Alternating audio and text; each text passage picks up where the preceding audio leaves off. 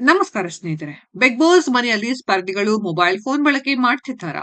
ಹೀಗೊಂದು ಡೌಟ್ ಬರೋದಕ್ಕೆ ಕಾರಣ ವೈರಲ್ ಆದ ಒಂದು ವಿಡಿಯೋ. ಆ ವಿಡಿಯೋದಲ್ಲಿ ಬಿಗ್ ಬಾಸ್ ಮನೆಯ ಗಾರ್ಡನ್ ಏರಿಯಾದಲ್ಲಿ ಮೊಬೈಲ್ ಇರುವುದು ಕ್ಲಿಯರ್ ಆಗಿದೆ. ಹಾಗಾದ್ರೆ ಅದು ನಿಜವೇ? ನಿಮಗೆಲ್ಲ ಗೊತ್ತಿರುವ ಹಾಗೆ ಬಿಗ್ ಬಾಸ್ ಮನೆಯಲ್ಲಿ ಮೊಬೈಲ್‌ಗೆ ಅವಕಾಶ ಇಲ್ಲ. ವಾಚ್ ಅಂತೂ ಇಲ್ವೇ ಇಲ್ಲ. ಹೊರ ಜಗತ್ತಿನ ಬಗ್ಗೆ ಯಾವುದೇ ಸಂಪರ್ಕವಿಲ್ಲದ ಹಾಗೆ ಸಮಯ ಗೊತ್ತಾಗದ ಹಾಗೆ ಬಿಗ್ ಬಾಸ್ ಮನೆಯಲ್ಲಿ ಬಿಗ್ ಬಾಸ್ ಹೇಳಿದ ಹಾಗೆ ಸ್ಪರ್ಧಿಗಳು ಕೇಳ್ಬೇಕು. ಇದೇ ನಿಯಮ.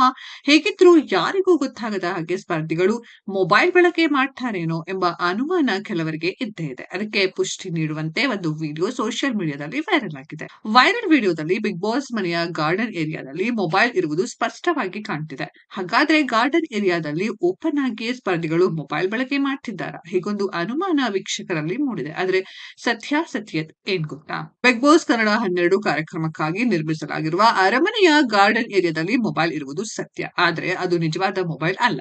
ಮೊಬೈಲ್‌ನಂತಿರುವ ಕಲಾಕೃತಿ ಅಷ್ಟೇ. ನಿಮಗೆಲ್ಲ ತಿಳಿದಿರುವಂತೆ ಈ ಬಾರಿಯೂ ಬಿಗ್ ಬಾಸ್ ಮನೆ ಅರಮನೆ ಥೀಮ್‌ನಲ್ಲಿದೆ. ಕರ್ನಾಟಕದ ಕಲೆ, ಸಂಸ್ಕೃತಿ ಅರಮನೆಯಲ್ಲಿ ಅಡಕವಾಗಿದೆ. ಗಾರ್ಡನ್ ಏರಿಯಾದ ಗೋಡೆಗಳ ಮೇಲೆ ಕಂಬಳ, ಚನ್ನಪಟ್ಟಣದ ಗೊಂಬೆಗಳ ಪೇಂಟಿಂಗ್ ನೆಲನಡಿಸುತ್ತಿದೆ. ಚನ್ನಪಟ್ಟಣದ ಗೊಂಬೆಗಳೇ ಸೆಲ್ಫಿ ಸ್ಟಿಕ್ ಹಿಡಿದು ಸೆಲ್ಫಿ ಕ್ಲಿಕ್ಕಿಸುತ್ತಿರುವಂತೆ ಪೇಂಟಿಂಗ್ ಹಾಗೂ ಕಲಾಕೃತಿ ನಿರ್ಮಿಸಲಾಗಿದೆ. ಅದೇ ಕಲಾಕೃತಿಯಲ್ಲಿರುವ ಡಮ್ಮಿ ಫೋನ್ ಆಕಾರವನ್ನ ನಿಜವಾದ ಫೋನ್ ಎಂದು ಬಿಂಬಿಸಿ ಸೋಷಿಯಲ್ ಮೀಡಿಯಾದಲ್ಲಿ ವಿಡಿಯೋ ವೈರಲ್ ಮಾಡಲಾಗಿದೆ. ಬಿಗ್ ಬಾಸ್ ಕನ್ನಡ 12 ಪ್ರೀಮಿಯರ್ ಸಂಚಿಕೆ ವೇಳೆ ಕಿಚ್ಚ ಸುದೀಪ್ ಬಿಗ್ ಬಾಸ್ ಅರಮನೆ ಟೂರ್ ಮಾಡಿದ್ರು. ಈ ವೇಳೆ ಚನ್ನಪಟ್ಟಣದ ಗೊಂಬೆಗಳ ಜೊತೆ ಸೆಲ್ಫಿ ಸ್ಟಿಕ್‌ಗೆ ಪೋಸ್ ಕೊಟ್ಟಿದ್ರು. ಒಂದ್ ವೇಳೆ ಅದು ನಿಜವಾದ ಫೋನ್ ಆಗಿದ್ರೆ ಕಿಚ್ಚ ಸುದೀಪ್ ಸುಮ್ನೆ ಇರ್ತಿದ್ರ?